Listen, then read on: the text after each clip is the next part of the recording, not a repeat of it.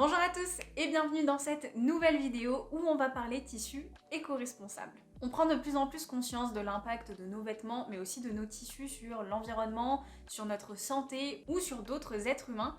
Mais c'est vrai qu'une fois qu'on a pris conscience de tout ça, eh bien on peut se retrouver un peu perdu et se dire ok mais concrètement qu'est-ce que je peux faire? Donc ça me semblait important de vous faire une vidéo où je vous partagerai mon expérience personnelle, donc un peu les recherches que j'ai fait ces dernières années, comment est-ce que j'ai modifié mes pratiques en termes de consommation de tissu. Parce que vous allez voir, j'ai pas mal changé mes habitudes, je consomme pas du tissu aujourd'hui comme j'aurais pu le faire il y a quelques années. Mais avant de commencer, je tiens juste à dire que en termes d'écologie, on entend un petit peu tout et son contraire.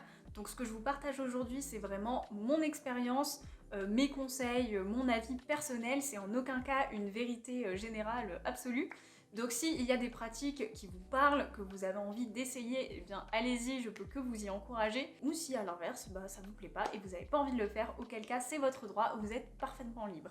Allez, c'est parti! Alors premièrement, pourquoi acheter des matières responsables? Qu'est-ce qu'on a à y gagner dans cette histoire? Je vais être honnête avec vous, la première raison qui m'a fait changer, c'était plutôt un aspect santé. Parce qu'aujourd'hui, on sait que pas mal de tissus pas très chers, de mauvaise qualité, peuvent contenir des produits chimiques qui sont notamment présents dans les teintures. Et ces produits chimiques peuvent causer des allergies, des rougeurs sur la peau, des démangeaisons, ou dans le pire des cas, des maladies beaucoup plus graves, parce que la peau est par définition poreuse, c'est-à-dire qu'elle absorbe tout. Donc à force, ces matières chimiques risquent de passer dans le sang et d'avoir vraiment un mauvais impact sur votre santé. Donc là, j'attire vraiment votre attention là-dessus, surtout si vous cousez pour vos enfants, parce que je sais qu'avec les petits, on peut être tenté de prendre des tissus pas trop chers parce qu'ils grandissent tellement vite, on sait qu'ils vont pas mettre les vêtements très longtemps, mais je trouve qu'il y a quand même cet aspect santé à prendre en compte, donc je pourrais que vous encourager à acheter des tissus qui sont quand même d'une certaine qualité. Alors vous verrez, on va en parler un peu plus tard dans cette vidéo, quels sont les points que vous pouvez regarder quand vous achetez un tissu pour être sûr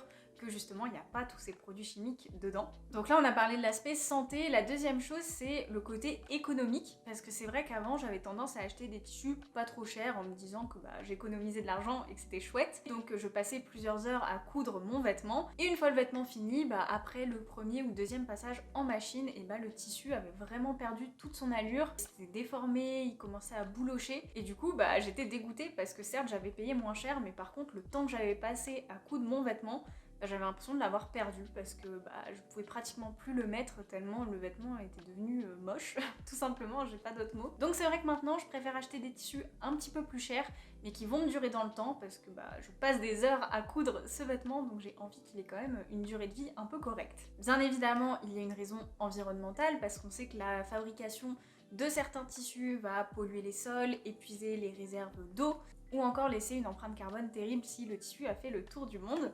Et enfin, la dernière raison, c'est une raison sociale, c'est qu'aujourd'hui on sait qu'il y a beaucoup de personnes qui sont exploitées pour fabriquer nos tissus, qui travaillent dans des conditions absolument terribles, très mal rémunérées, enfin dans certains cas c'est vraiment de l'esclavagisme moderne, et moi j'ai pas envie en achetant mon tissu d'entretenir ce genre de système. Donc c'est aussi une des raisons pour laquelle aujourd'hui je fais attention aux tissus que j'achète. Alors, où trouver ces matières responsables? Alors il y a de plus en plus d'enseignes qui se créent et qui sont spécialisées dans les matières éco-responsables, donc là c'est super parce que vous pouvez y aller entre guillemets les yeux fermés, mais sinon vous pouvez tout simplement vous rendre dans le magasin de tissus proche de chez vous, parce que maintenant les boutiques sont quand même de plus en plus sensibilisées à cette cause-là et élargissent progressivement leur gamme de matières éco-responsables. Donc le plus simple je trouve c'est de demander directement des informations sur la provenance des tissus, leur composition, est-ce qu'ils sont biologiques ou non, les certifications, etc.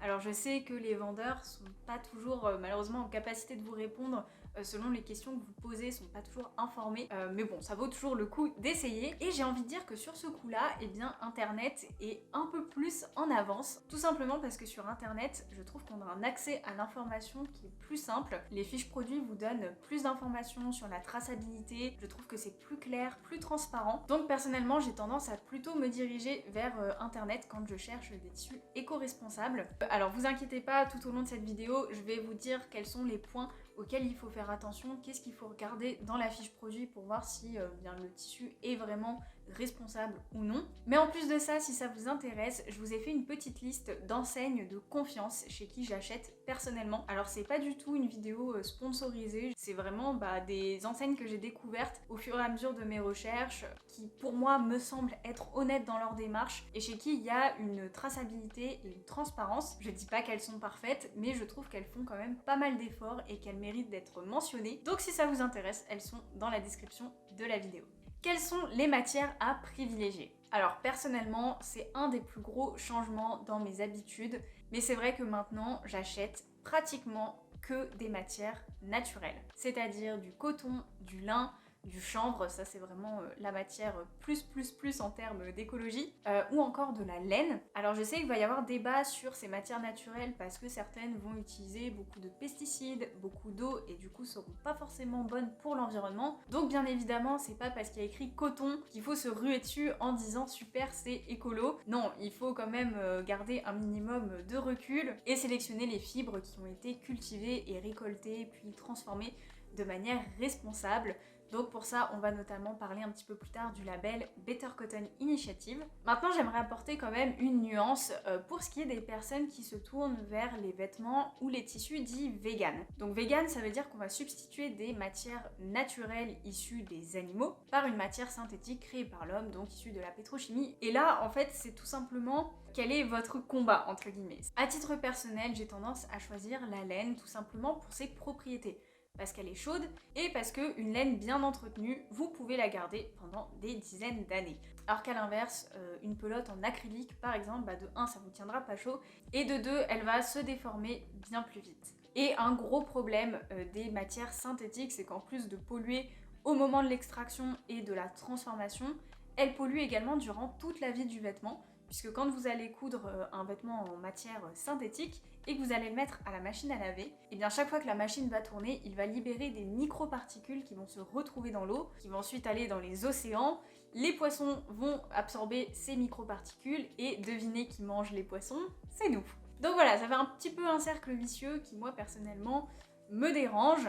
Maintenant, je tiens à apporter une certaine nuance. La laine, c'est une matière qui est par définition renouvelable puisqu'elle repousse. Et en plus de ça, on n'a pas besoin de tuer l'animal pour la récolter. Maintenant, je suis pas naïve, je sais que malheureusement, il y a plein d'élevages qui maltraitent leurs bêtes, qui les tondent n'importe comment, qui les coupent, et ça c'est intolérable. Et malheureusement, quand on achète une pelote de laine aujourd'hui, on a très peu de visibilité sur les pratiques des élevages. Donc si vous, votre combat c'est le bien-être animal, et bien je peux totalement comprendre que vous préfériez vous orienter vers des produits synthétiques. Donc là c'est vraiment un choix, c'est qu'est-ce qui vous tient le plus à cœur, qu'est-ce qui est le plus important à l'instant T pour vous. Donc voilà, je pense que les deux points de vue se défendent totalement. Pour couper la poire en deux, si je peux vous donner une petite astuce qui est facile à intégrer dans ses habitudes de consommation de tissus, c'est d'éviter les matières mélangées et plutôt privilégier un tissu qui est en 100% de la même fibre. Pourquoi? C'est tout simplement parce qu'aujourd'hui, on sait recycler les matières en 100% coton, en 100% polyester, mais pour les matières mélangées, on va devoir séparer les fibres. On ne peut pas recycler les fibres mélangées telles quelles, et donc forcément, vous vous doutez bien que ça va être un procédé beaucoup plus long, beaucoup plus difficile et beaucoup plus coûteux. Donc les matières mélangées ont beaucoup moins de chances d'être recyclées que les matières en 100%.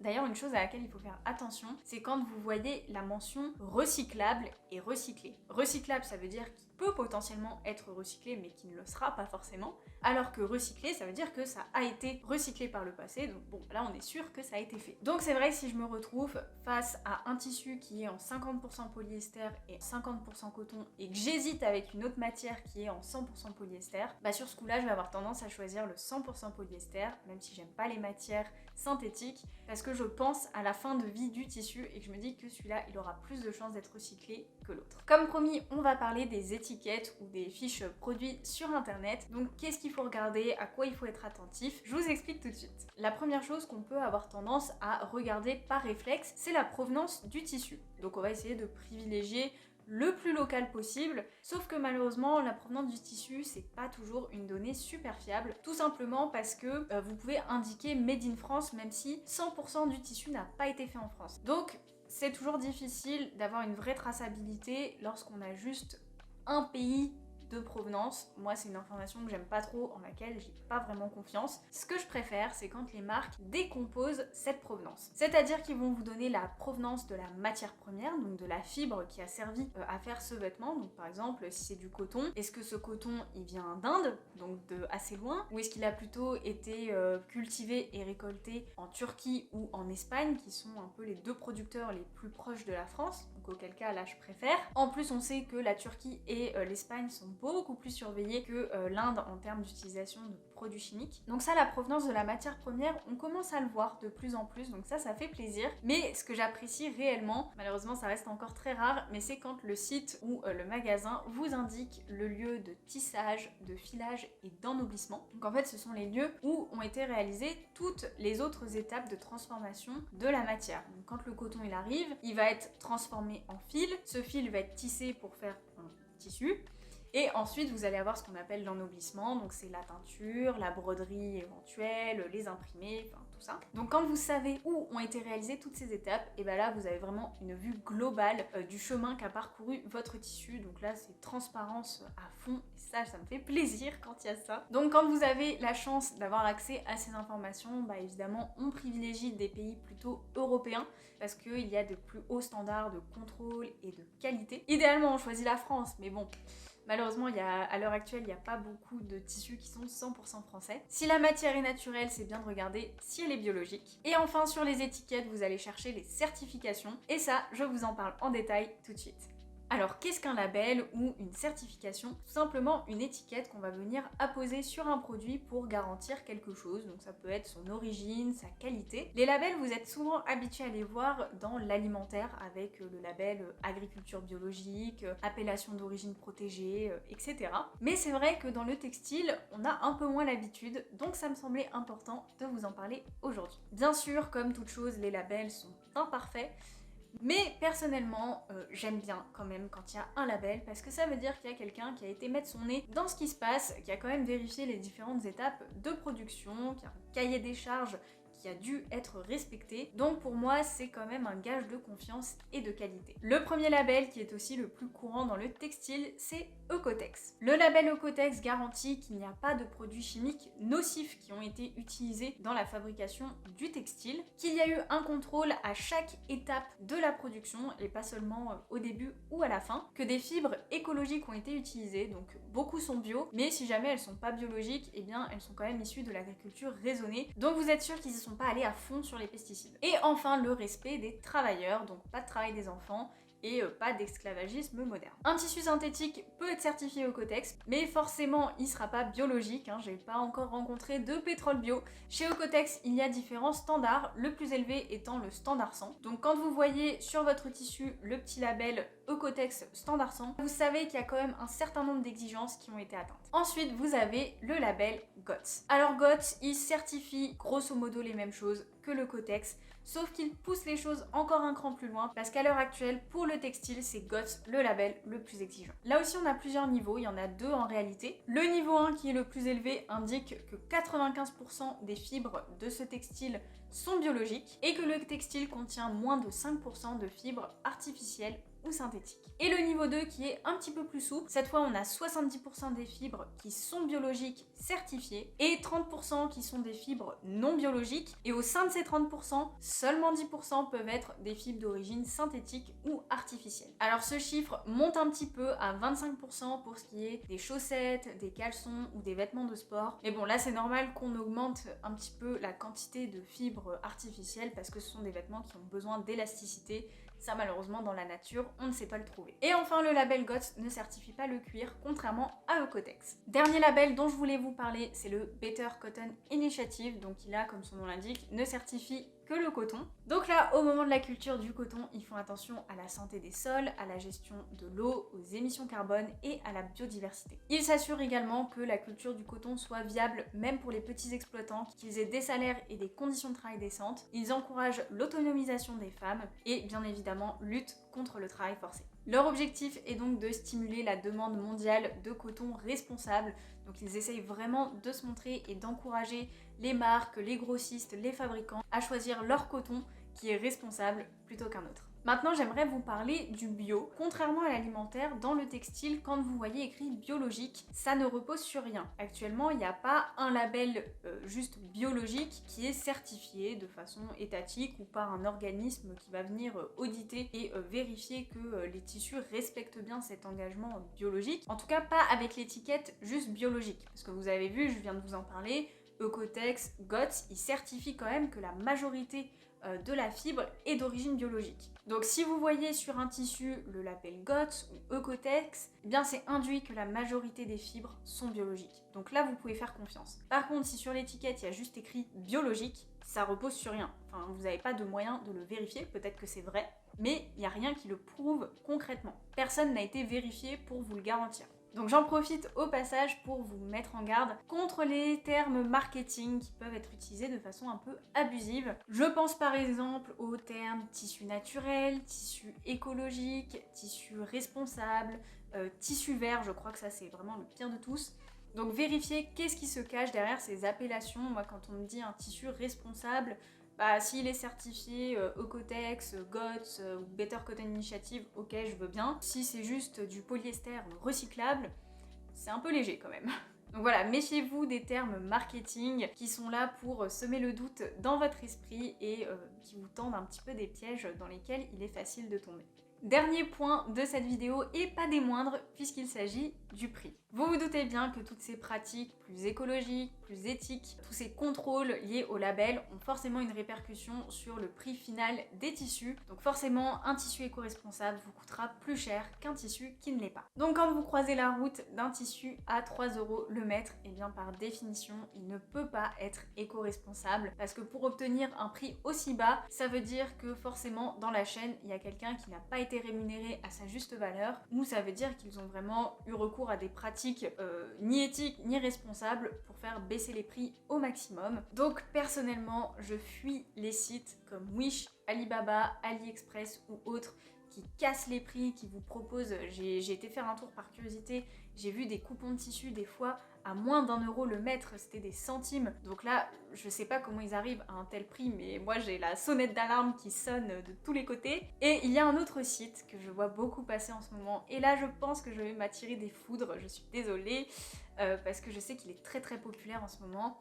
C'est le site Dries & Stoffen. Alors là, tous les tissus à moins de 8 € le mètre. Pour moi, là aussi, il y a baleine sous gravier, on peut pas être éco-responsable avec des tissus aussi peu chers. Alors après, je les accuse pas du tout dans le sens où c'est pas leur communication. Ils ne se prétendent pas éco-responsables, donc il n'y a pas de tromperie, il n'y a pas de mensonge de leur part. Et voilà, donc encore une fois, pas du tout une accusation de ma part. Je dirais juste que si vous voulez vous orienter vers une consommation plus responsable et plus éthique de tissus, bah, c'est pas forcément chez eux que je me tournerai en premier. Alors je sais que c'est facile de dire ça, mais que tout le monde n'a pas le budget pour des tissus éco-responsables, ça j'en ai bien conscience, et que les Wish, Alibaba, Dries & Stoffen et compagnie sont extrêmement attractifs parce qu'ils vous permettent de vous faire plaisir pour pas trop cher. Et franchement, je vous jette pas la pierre, je comprends totalement. Mais du coup, j'aimerais vous donner une alternative à ces sites-là pour pouvoir quand même vous faire plaisir avec du tissu, mais tout en étant plus éthique et plus responsable. Parce que voilà, j'ai été étudiante en mode, donc là c'est toutes les semaines, on a des projets à rendre, on doit tout le temps avoir des matières, mais on n'a pas forcément le budget qui va avec, donc forcément, bah, avec le temps, on développe des petites tactiques, des petites ruses pour essayer de faire baisser la facture, et j'aimerais partager ces astuces avec vous. Pour les petits budgets, mon conseil numéro 1, c'est de privilégier la seconde main. Alors vous pouvez demander autour de vous, à votre famille, vos amis, vos collègues, s'ils ont du tissu en stock. Donc c'est pas besoin d'être des coupons de tissu comme on trouvait dans les magasins, mais je pense notamment au linge de lit, tout ce qui est drap, couvre-lit, etc. Et bien souvent les gens en ont dans leur placard qu'ils n'utilisent pas. Et là ça vous fait un grand métrage de tissu avec des couleurs et des imprimés qui sont très sympas et que vous pouvez totalement réutiliser pour faire vos vêtements. Donc ça peut être une bonne idée de récupérer le linge de lit. Mais il y a aussi toujours quelqu'un qui a 2-3 coupons de tissu chez lui parce qu'il les a récupérés de mamie et que finalement cette personne ne coupe pas, donc elle a gardé ça dans un coin et ça lui sert pas. Donc ça peut être l'occasion de récupérer ce type d'article. En plus, généralement les gens sont très contents de vous donner parce que eux ça les débarrasse, et puis vous, ça vous fait du tissu gratos. Donc c'est quand même pas mal. Ensuite, vous pouvez vous rendre dans les friperies pour chercher des coupons de tissu. Ou alors moi ce que j'aime bien faire, c'est aller fouiller dans les bacs à foulards, parce que des fois vous pouvez trouver des grands carrés de foulards qui font 1,50 m ou 2 mètres. D'ailleurs là j'en ai 2 en stock que je dois encore utiliser pour faire une robe. Et quand j'étais encore à l'école, j'avais fait un projet comme ça, où j'avais fait une robe entièrement en foulard, et franchement ça avait été un super chouette exercice, donc je vous le conseille. Enfin vous avez les dépôts-ventes de type Emmaüs ou la Croix-Rouge, où là vous pouvez vraiment trouver des pépites. Je pense que c'est là que vous êtes le plus susceptible de trouver des coupons de tissu, comme vous auriez en mercerie. Et là encore une fois, pour ce qui est linge de lit, ça peut être vraiment un des meilleurs endroits aussi où aller chercher. Et là vous allez avoir des prix qui défient toute concurrence, et en plus vous soutenez des associations, donc c'est se faire plaisir pour la bonne cause. Et un dernier endroit où vous pouvez trouver de la seconde main, ce sont dans les vides-greniers. Donc pour ça, renseignez-vous auprès de votre mairie pour savoir si dans votre ville, eh bien, ils organisent des brocantes ou des vides-greniers où vous allez pouvoir aller chiner des choses. En tout cas, je suis sûre que dans un rayon de 10 ou 20 km autour de chez vous, il y a des vides-greniers, c'est quasiment sûr. Consommer responsable avec un petit budget, ça demande peut-être un peu plus de temps et un peu plus de ressources, dans le sens où il faut un petit peu plus se creuser la tête, mais par contre, vous pouvez vraiment faire des découvertes incroyables, choper des tissus vintage magnifiques, et c'est aussi le moyen de vous démarquer des autres, parce que du coup, vous n'allez pas avoir le même tissu que tout le monde. Donc ça c'est plutôt chouette. Voilà, on a fait le tour des infos que je voulais vous partager autour de la consommation de tissus responsable. Encore une fois, je vous encourage à faire vos propres recherches et à ne pas croire tout ce que je dis sur parole parce que je peux me tromper. Pour ça, si ça vous intéresse, je vous ai mis des liens dans la barre de description vers des articles, notamment sur les labels dont j'ai parlé. Voilà, un petit peu le fruit de mes recherches si vous voulez creuser un petit peu plus le sujet. Je rappelle également que cette vidéo est là pour vous informer, et s'il y a quelques-unes de ces pratiques qui vous ont parlé et que vous avez envie de les incorporer dans vos habitudes de consommation de tissus, eh bien tant mieux. Mais c'est en aucun cas pour culpabiliser ou pointer du doigt qui que ce soit. Moi aussi je suis pas parfaite quand je consomme du tissu. J'ai essayé de changer pas mal de choses, de faire des efforts, de m'améliorer, mais il y a encore des fois où je craque. Et c'est normal et c'est pas grave. Le tout c'est de réfléchir et d'adopter les pratiques qui correspondent à vos valeurs et avec lesquelles vous vous sentez à l'aise. Au cas où vous n'auriez pas remarqué, c'est un sujet qui me tient particulièrement à cœur, donc je serais heureuse d'en discuter avec vous en commentaire. Par contre, les avis de chacun sont les bienvenus à condition que ce soit dans le respect des opinions des autres. Donc s'il vous plaît, faites en sorte que l'espace commentaire soit bienveillant, que tout le monde reste poli, cordial et respectueux. Je vous en serai très reconnaissante. Merci à vous d'avoir regardé jusqu'ici, j'espère que cette vidéo vous a plu. En tout cas, on se retrouve samedi prochain pour une nouvelle vidéo. Ciao!